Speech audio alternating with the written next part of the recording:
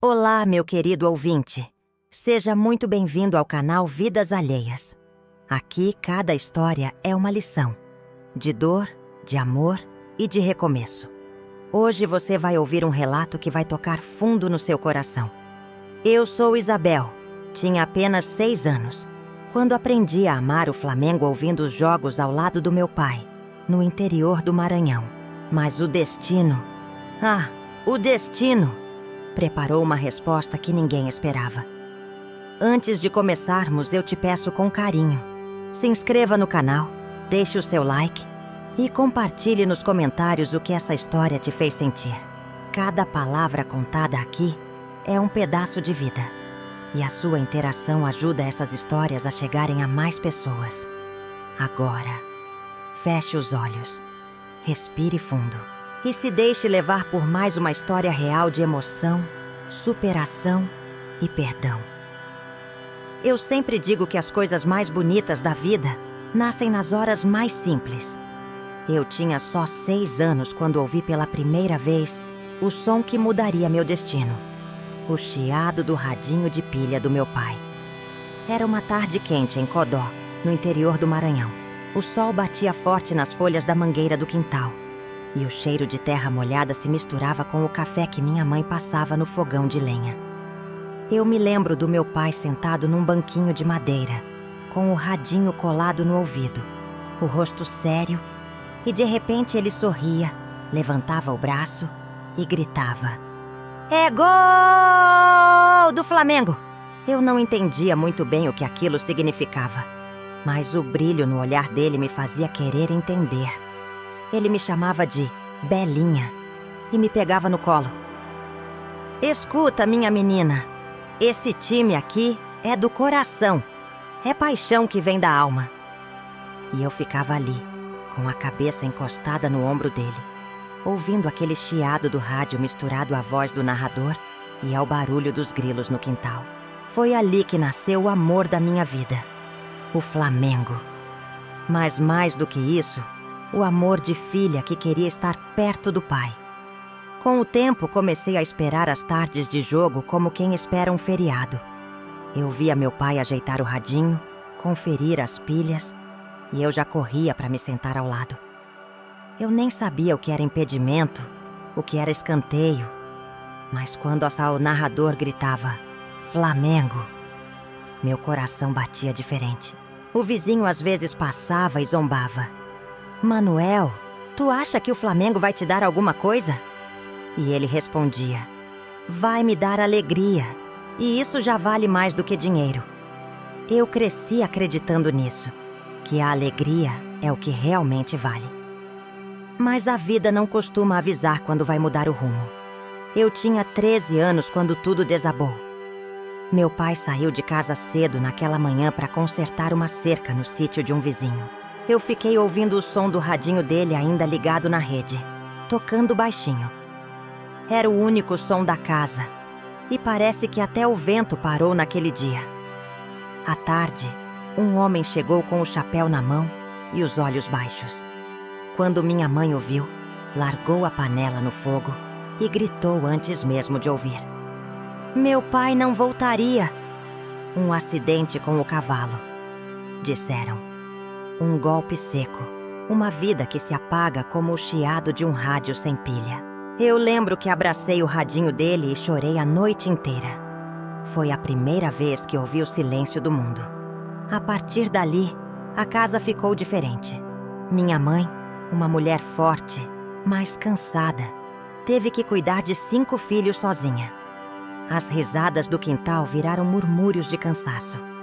O radinho ficou guardado numa gaveta e o som do jogo virou lembrança. 1 ano depois, minha mãe se casou novamente. Eu não a culpo.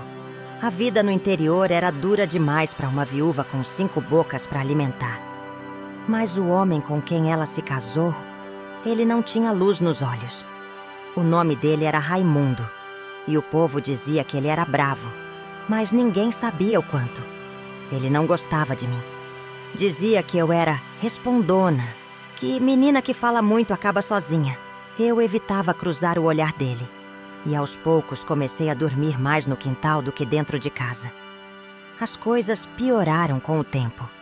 Ele bebia, gritava e eu me encolhia como quem quer desaparecer. Minha mãe fazia o possível para manter a paz, mas eu via no olhar dela o medo que ela não dizia em voz alta.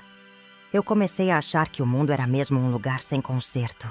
Mas foi justamente nesse tempo que o destino começou a preparar o que eu nunca imaginaria.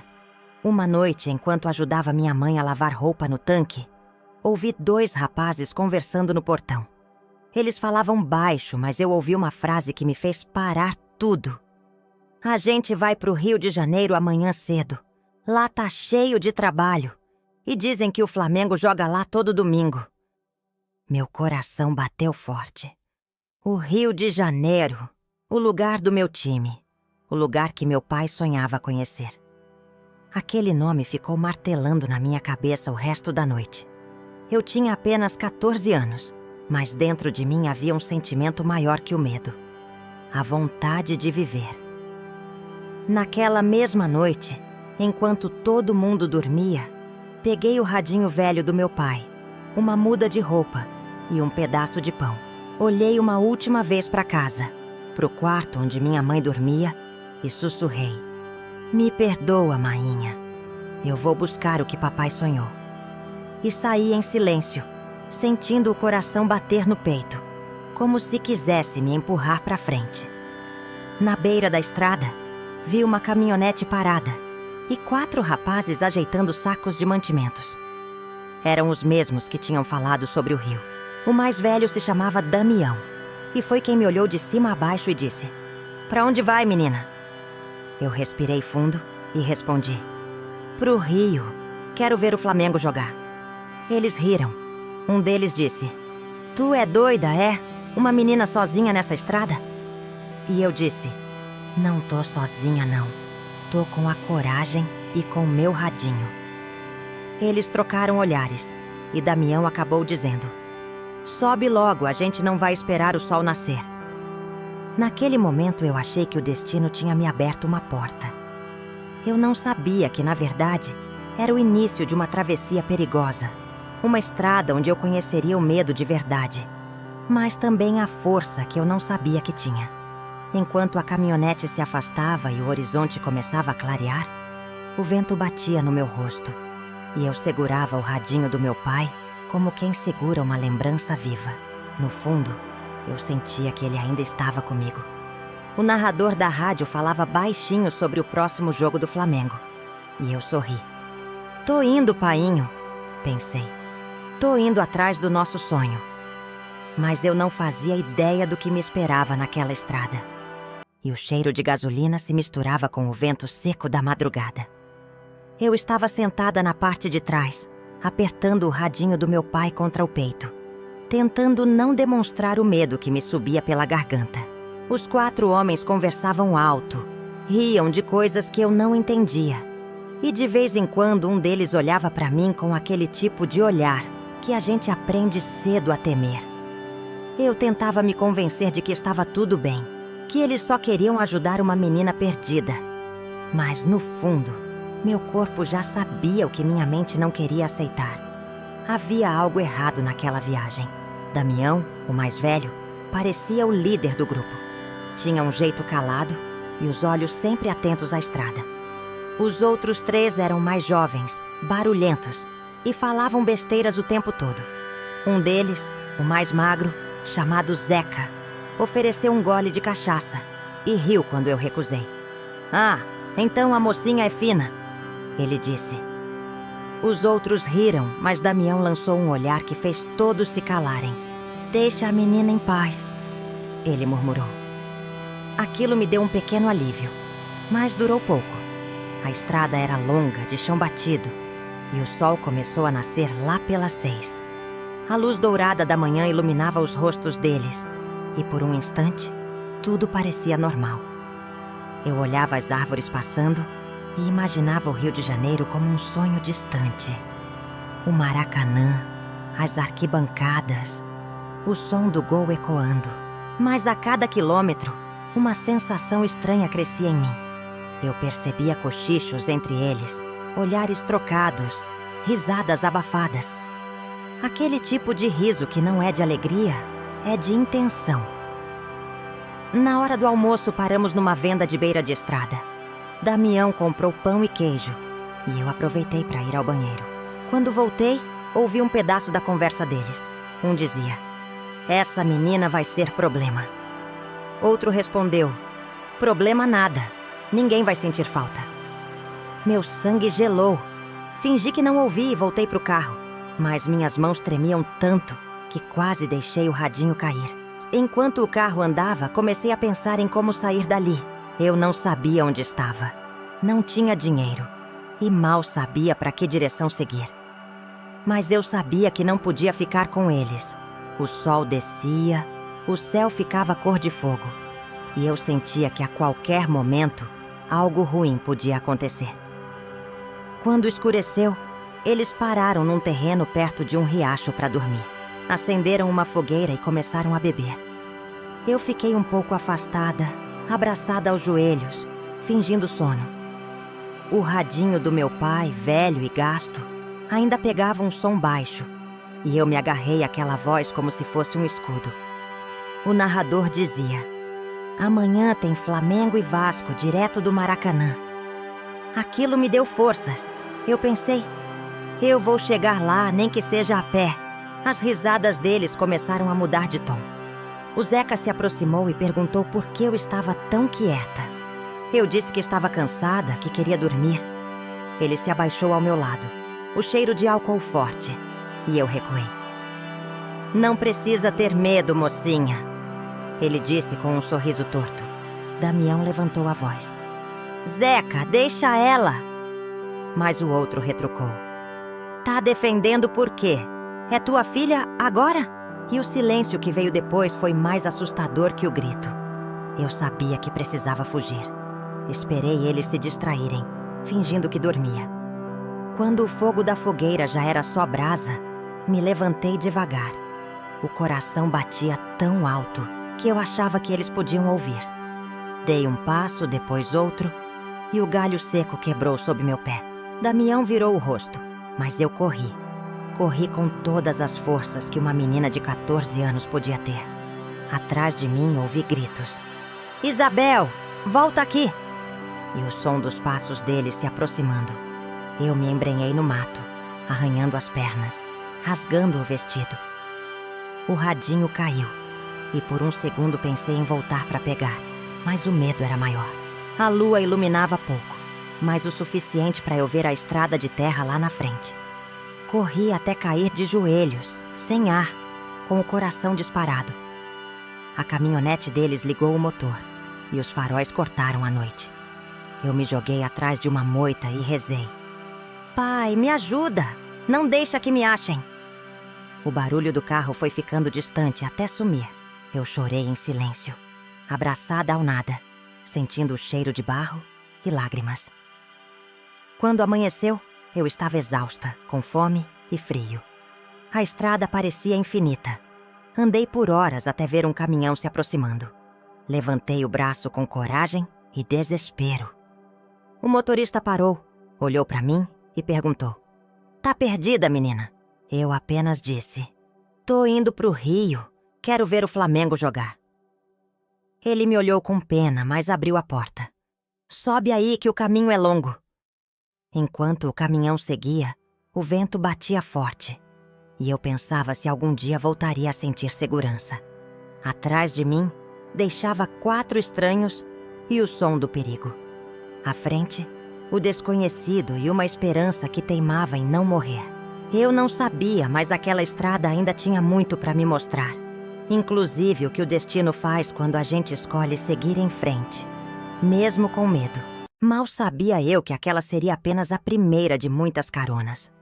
Algumas me levariam adiante, outras quase me fariam desistir. Mas cada uma delas traria uma lição e uma lembrança que eu carrego até hoje. Parte 3. O caminhão balançava a cada buraco da estrada, e eu olhava o horizonte tentando entender para onde a vida estava me levando. O motorista se chamava Seu Raimundo, um homem simples, de mãos grandes e olhar bondoso. Ele não perguntou muito, apenas contou que levava frutas para o sul e que podia me deixar até uma cidade próxima chamada Feira de Santana. Eu agradeci, mesmo sem saber direito onde isso ficava. Só sabia que era para lá que eu precisava ir, cada quilômetro me afastando dos 4 homens e me aproximando do meu sonho. Durante o caminho, ele me ofereceu um pedaço de pão e uma garrafinha d'água.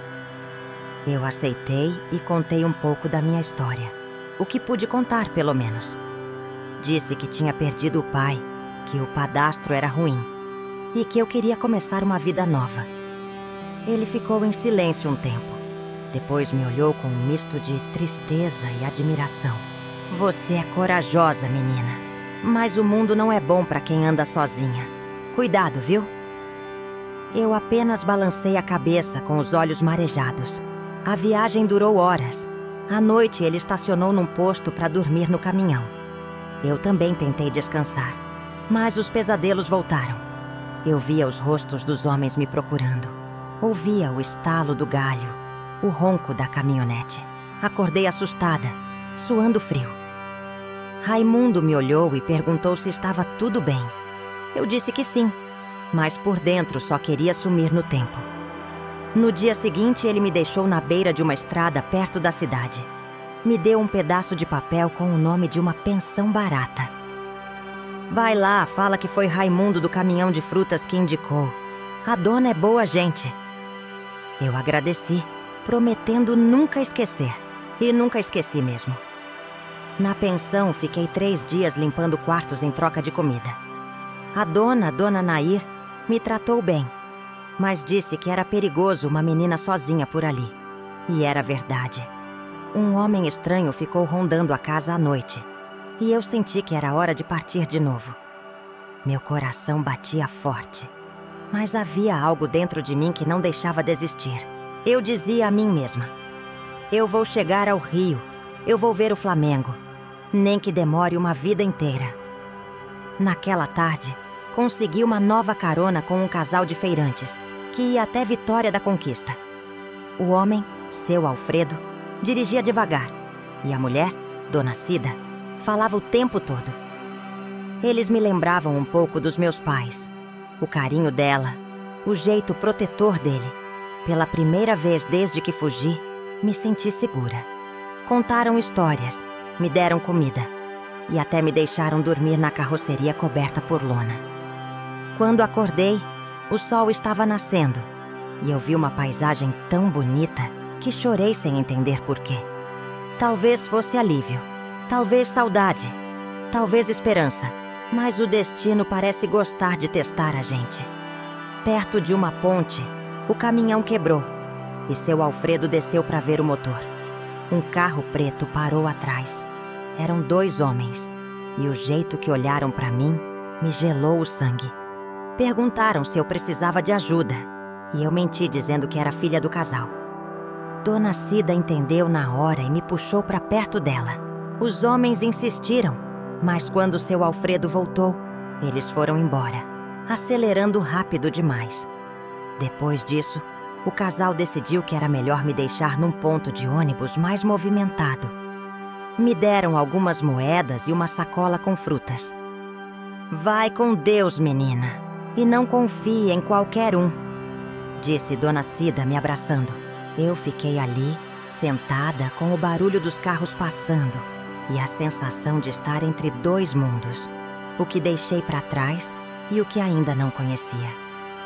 Um rapaz jovem, de uns 20 e poucos anos, se aproximou oferecendo ajuda. Disse que estava indo para o Rio também, tentar a sorte na construção civil. Eu hesitei, mas ele parecia diferente. Se chamava Tadeu. Tinha um sorriso sincero e um sotaque parecido com o meu. Pegamos caronas juntos, dividindo o pouco que tínhamos. Ele me ensinou a pedir ajuda sem medo, a conversar com as pessoas certas. Eu, em troca, contava minhas histórias e falava do Flamengo. Ele ria, dizia que preferia o Vasco só para me provocar. Foram dias difíceis, mas também bonitos. Pela primeira vez, eu não me sentia completamente sozinha. Mas o caminho até o rio ainda seria longo e cheio de provações. Em certo ponto, Tadeu adoeceu. Pegou uma febre alta e precisou ficar num posto de saúde no interior de Minas. Eu queria ficar, mas ele insistiu que eu seguisse. Você tem um destino te esperando, Isabel. Vai, não para agora. E eu fui. Deixei com ele meu último pedaço de pão e o radinho velho que Raimundo tinha consertado para mim. Disse que quando chegasse ao rio, ia ouvir o som da torcida e pensar nele. Os dias seguintes foram de solidão e silêncio. Dormi em estações, peguei caronas com caminhoneiros, rezei cada vez que o medo voltava. Às vezes eu sonhava com meu pai, me dizendo para seguir em frente. Às vezes ouvia o som imaginário de um gol e chorava, lembrando do quintal de casa e da voz dele gritando: "É do Mengão!" E assim, depois de semanas na estrada, vi as primeiras luzes do Rio de Janeiro surgindo no horizonte. Meus olhos se encheram d'água. Eu pensei em tudo o que vivi, em tudo o que perdi e no tanto que ainda ia conquistar. Eu estava viva, eu tinha vencido. Mas o destino ainda guardava uma surpresa para mim. Algo que mudaria completamente o rumo da minha história e me faria entender que nenhum sofrimento é em vão. O difícil tinha ficado para trás, mas o rio ainda tinha planos para mim. E entre lágrimas, fome e recomeço, eu descobriria o verdadeiro sentido da palavra família. Quando finalmente avistei as luzes do Rio de Janeiro, meu coração parecia que ia explodir no peito. Era tudo muito maior do que eu imaginava. O horizonte iluminado, o mar brilhando ao longe e aquela sensação de que estava chegando no lugar certo, mesmo sem saber exatamente onde ia dormir naquela noite. Segurei o radinho do meu pai e fechei os olhos por um instante, ouvindo na memória o som da voz dele dizendo: "Belinha, você vai longe. Só não esquece quem te ensinou a sonhar." Eu desci do ônibus com minhas poucas sacolas, cada passo pesado com a mistura de cansaço e expectativa. As ruas eram cheias, o barulho de carros, ônibus e pessoas parecia engolir tudo. Mas, de algum jeito, eu me senti viva pela primeira vez em muito tempo. Meu plano era simples: procurar trabalho, economizar e aos poucos me aproximar do Flamengo. Eu não tinha endereço, não tinha família, só tinha fé, coragem e o amor pelo meu time. Os primeiros dias foram difíceis. Dormi em pensões baratas, comi o que podia. Fiz serviços pequenos: lavar roupa, vender frutas, carregar caixas. Cada pessoa nova que eu conhecia era um risco, mas também podia ser uma chance. Eu aprendi a ler olhares, a desconfiar, a entender o que parecia ser bondade e o que escondia intenção.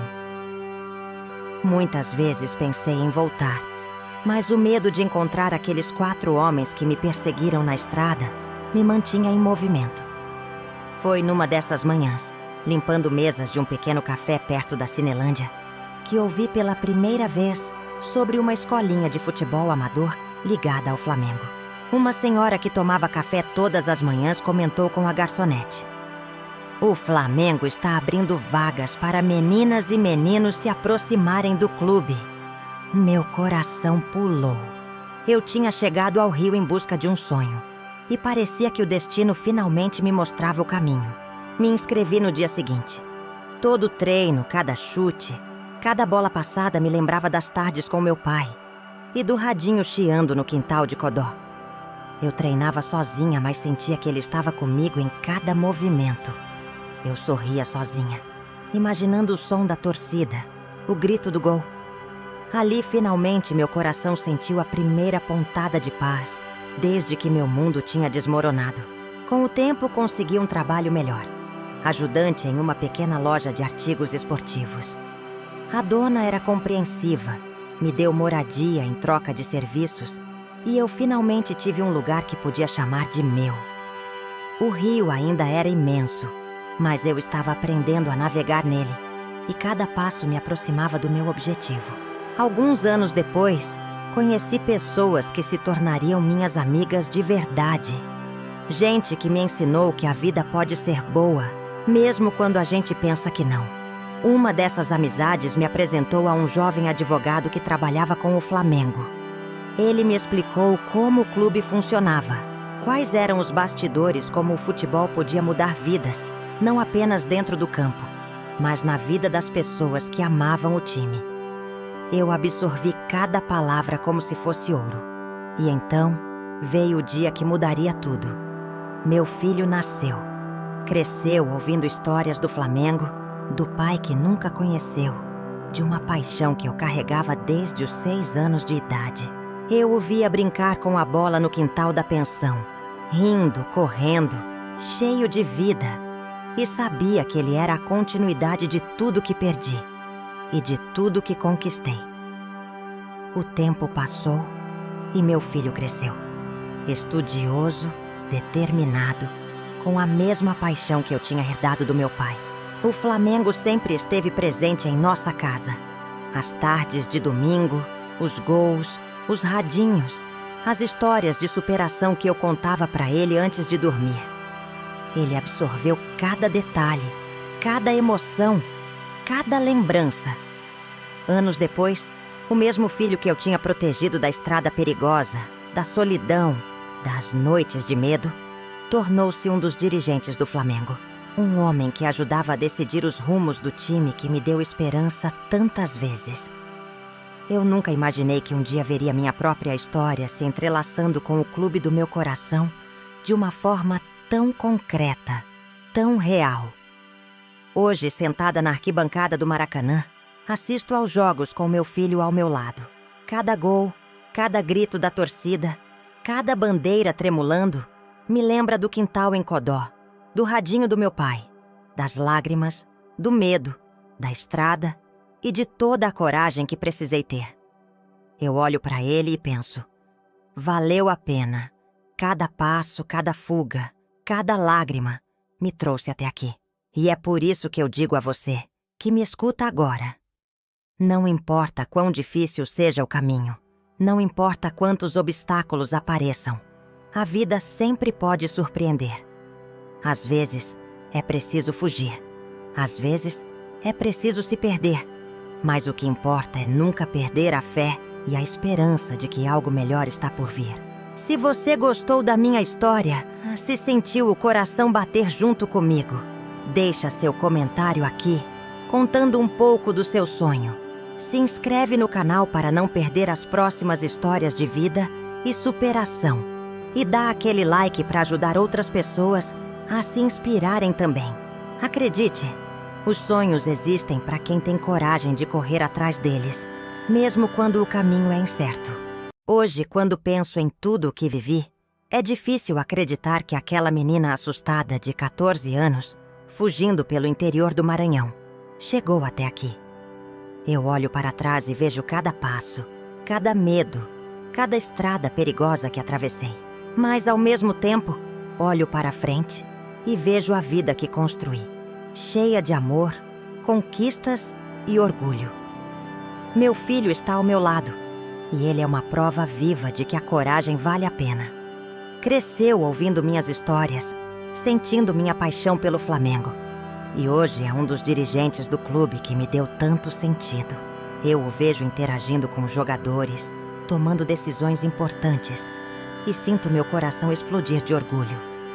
A menina que temia o mundo, que se escondeu de homens que queriam machucá-la, agora olha para a vida com confiança e gratidão. Quando entro no Maracanã e ouço o rugido da torcida, cada grito de gol é como uma lembrança viva do quintal de Codó, do radinho do meu pai, do primeiro gol que me fez sorrir aos 6 anos. Cada bandeira tremulando, cada canto, cada abraço entre torcedores me lembra que a paixão, quando é verdadeira, sobrevive a qualquer dor, qualquer distância, qualquer perda. E é essa paixão que me ensinou a nunca desistir. Eu quero que você que está me ouvindo agora saiba. A vida pode ser dura, cheia de portas fechadas e caminhos incertos.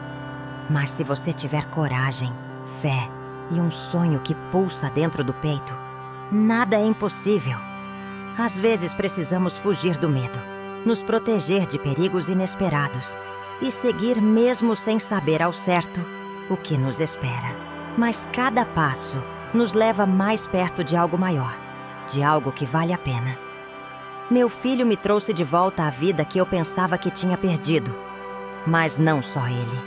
Cada memória, cada lágrima, cada obstáculo superado fez de mim quem eu sou hoje. Uma mulher que entende que a felicidade é construída passo a passo, que os sonhos podem sim se realizar e que o amor, seja por família, por um time ou pela vida, é a força mais poderosa que existe. Se você se emocionou com a minha história, se sentiu meu coração bater junto com o seu eu, quero te convidar a compartilhar aqui, nos comentários, um pouco do seu próprio sonho, aquilo que te faz levantar da cama todos os dias. Se inscreve no canal para continuar acompanhando histórias de vida e superação. E não esquece de deixar aquele like que ajuda outras pessoas a se inspirarem e a acreditarem que é possível transformar medo em coragem, dor em aprendizado e sonhos em realidade.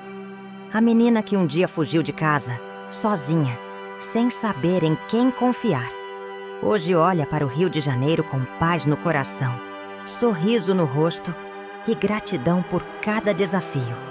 E eu espero que, de alguma forma, minha história te inspire a nunca desistir dos seus sonhos, mesmo quando tudo parece perdido. Porque a vida tem uma forma bonita de surpreender quem acredita e corre atrás com coragem. E assim, entre lembranças do passado e o orgulho do presente, eu sigo vivendo, aprendendo, amando e torcendo. E cada gol do Flamengo que ecoa pelo Maracanã me lembra que os sonhos existem para aqueles que têm coragem de segui-los, mesmo no caminho mais incerto.